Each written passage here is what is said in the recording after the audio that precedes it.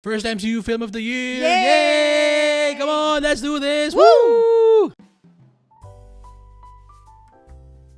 Hey everyone, and welcome back to another edition of the CineGeeks Cinebites Review. Video edition. Yes, I'm Roy. I'm Angela. And for this video, we will be talking about the latest entry in the Marvel Cinematic Universe, and that's Captain America Brave New World. Yes. In this episode of the MCU, Sam Wilson, aka the new Captain America, finds himself in the middle of an international incident and must discover the motive behind a nefarious global plan. Ooh. But of course, before we continue, please don't forget to like our video and of course subscribe to our channel and share this video. By the way, this video is going to be non-spoilery. So no spoilers here, but if you want us to create a spoiler video for this movie, let us know in the comments below. Okay, so Ange, let's get to it. What did you think of Captain America Brave New World? At first, I really thought na this would be a continuation of Sam's story coming from Falcon and the Winter Soldier. Kasi doon na nagsimula yung parang pag-take on niya ng role as the new Captain America from Steve Rogers. But I love that they really went a different direction and dito talaga parang mas na-establish na Sam Wilson is Captain America. Talagang wala nang shadow of a doubt. Lahat nung mga traces ni Steve Rogers as Captain America is finally gotten rid of, or they got rid of. Or moved on from yung Captain America being Steve Rogers. That's right. That's right. And to that end, I loved how Anthony Mackie really just took ownership of not just being Sam Wilson. Kasi for years, he's been excellent as Sam Wilson. Diba? Pero talagang this is Sam Wilson not as Falcon, but as Captain America talaga. There is a certain parang sureness in his in his stride this time. True. Kumbaga sa Falcon and Winter Soldier, parang nandun pa yung identity crisis niya. Oo. Would you agree? Yes, I definitely see that. Especially since dun sa Falcon and Winter Soldier, kasama niya si Bucky. He was still wrestling with the idea of him taking on the mantle. Oo, kasi andun yung parang quote-unquote kapatid ni Steve Rogers eh. Parang reminding him na I'm not Steve Rogers, parang gano'n. or parang pwedeng feeling niya, non-verbally, sinasabihan siya ni Bucky na parang don't be like Steve. You're better, kumbaga. Yung may ganun siyang pressure. Yeah. Pero dito talagang wala eh. Talagang this is Sam Wilson, Captain America through and through. And you know what? Captain America has always been about duty, honor, and patriotism. And I think Sam Wilson really fits the bill. Yes. Now, with or without the comparison with Steve Rogers, talagang na-embody niya yung prinsipyo, kumbaga, ni Captain America. That's At true. just as himself alone. That's true. So, I'm happy to see Sam Wilson as the new Captain America talaga. And he is the one. Kumbaga, he's the chosen He one. is. He really is. And to that end, I like na ang kanyang katapat dito is si Thunderbolt Ross, now played by Harrison Ford. Yes. Taking over for, of course, the late William Hurt, who previously played General Ross last seen, if I'm not mistaken, in Captain America Civil War. Oo. Doon pa siya. Sokovia Accords pa. Dito, alam mong hindi niya ginagaya si William Hurt eh. Yes. Kitang-kita mo na Harrison Ford is bringing his own flavor to the character. Although, you know na he studied up on the character and parang dinagdag niya yung flair niya doon sa kay Ross.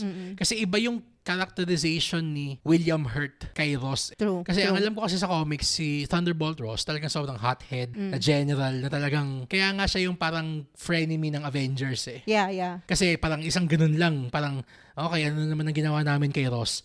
Si William Hurt kasi, we know him from roles before, na parang ano yung mellow, gentle, controlled. Diplomat. Parang a career politician. Yon. Ganun yung mas feel ko doon sa Thaddeus Ross niya. Pero parang ito yung mas comic accurate eh. Oo, kasi diba? alam mo yung talagang nagtitimpilan talaga. Oh my God. Talagang, Para siyang laging ticking time bomb. Oo. And it's been shown naman in the trailer, so it's not a spoiler anymore. Yes. Na Thunderbolt Ross becomes the Red Hulk. So parang mas earned ngayon yung pagiging Red Hulk. Mas bagay ni Ross, sa kanya. Oo. And masabi ko lang ha, sorry, kasi talagang ito na naman yung pagiging 90s kid ko eh. Parang I really can't stop thinking about the movie Air Force One. Pag nakikita ko Oo. si Harrison Ford as the president So, and he's on a plane. true. Yung kanina nga isip ko na parang sasabihin kaya dito yung get off my plane. Get off my plane. Diba? Yeah. Anyway, Iconic. True. Anyway, ang masabi ko lang na what I would have loved to see more of is, although there are elements from previous iterations ng MCU na lumabas si Sam, na andi dito pa din, especially si Isaiah Bradley, also in the trailer, so yes. not a spoiler.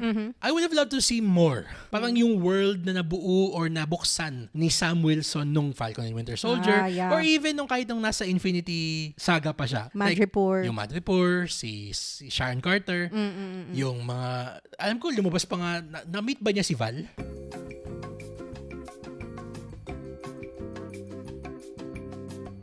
Pero Val is gonna come out in Thunderbolts later this year. Yes. So we'll watch out for that. Pero yun yung what I'm trying to say is parang I know that the serialization aspect of the MCU has been a weakness of it as of late. Kasi True. naging unwieldy na yung narrative. Ang dami na din kasing gustong ikwento and too many characters are being introduced at the same time. So parang this time naman, I like how grounded it was and how Contained. self-contained Yes. the story was. That's true. Reminiscent of the first phases of the Infinity Saga. Well, I mean, I guess it does really feel na para talagang it's a reset. No, para siyang kumbaga kasi nga sa sobrang ang gulo na nung narrative ng MCU, especially where they're gonna take this really soon. Yes. They need a hard reset kumbaga bago yung the reset to end all resets. Okay, yeah. Pero kasi para sa akin, sana lang na kung papunta din naman tayo ng Secret Wars, that's not A a secret. Parang sana nag-commit na lang sila dun sa insanity nung ang dami nung lumalabas. So parang sige, pasok niya din. 'Di ba? Pero you have to still offer a little bit of, parang organized chaos eh. Well, that's true. And Captain America has always been the pillar. Siya yung parang solid ground eh. That's true. 'Di ba? Kahit yung kay Steve Rogers pa, yung mga Captain America, albeit political, it's always parang the setting of the stage of what's to come. That's 'Di ba? true. For Oo. example, Winter Soldier, Civil War. Yung mga ganun. Yun yung nag-establish ng events na that would Susunod. snowball into bigger eh. That's true. That's true. I mean, yun lang naman yung masasabi kong parang I would have loved to see more of. Parang more connective tissue to the bigger narrative. Pero dito, I mean, as far as action is concerned, I mean, basta Captain America talaga, it's one of the more reliable franchises in the MCU in terms of action. Ang dami dito mga action sequences na parang alam mo iniisip ko kanina, 'di ba binabato ni Sam yung shield niya? Yeah. Parang oh my god, nag-iisip ba siya ng geometric angle niya habang binabato niya? I think Pag ganyan, so. pak! Talagang chug, chug, chug, chug, chug, chug, chug, talagang may Lalo angles. pa, meron pa siyang XY na kasi lumilipad pa siya eh. Buti hindi siya nag 3D, may Z-axis pa yung May mga mark pa siya may eh. ganun no? pa sa akit pang ganun bigla yung shield niya. So para na tayong nasa Diyos ko, nasa Top Gun. nagmamath pa si Sam habang nagbabato ng shield niya. The And- hypotenuse. Oh my God. Anyway, for me, in spite of yung me wanting more connectiveness of this movie to the greater MCU, I still had a fun time. And I'm gonna give this an A-. Ikaw? Same. Solid A-. Yes? Kasi I feel like this is the start of a continuing Of something story. new? It feels so It right. feels alright. sorry. Go. So parang ito pa lang yung kumbaga the first domino that would Oo. parang become something bigger. Parang ito yung pinakauna among the many dominoes that would fall That's eventually. true. That's true. Please ask for a spoiler video because we have so many things we want to talk about Yeah. in a spoilery fashion that we can't right now. Yes. Especially yung sinasabi mong direction na parang the first domino to fall. The start of something new. God, muntik na lumabas sa bibig ko. Diba? Ay, nako. Hey, anyway, A- for Captain America Brave New World. So, Cinegeeks, what did you think of Captain America Brave New World? And of course, if you haven't seen it, at least answer this. what is your favorite Captain America film, okay? Kahit yung mga Chris Evans film pa, anong favorite nyo doon?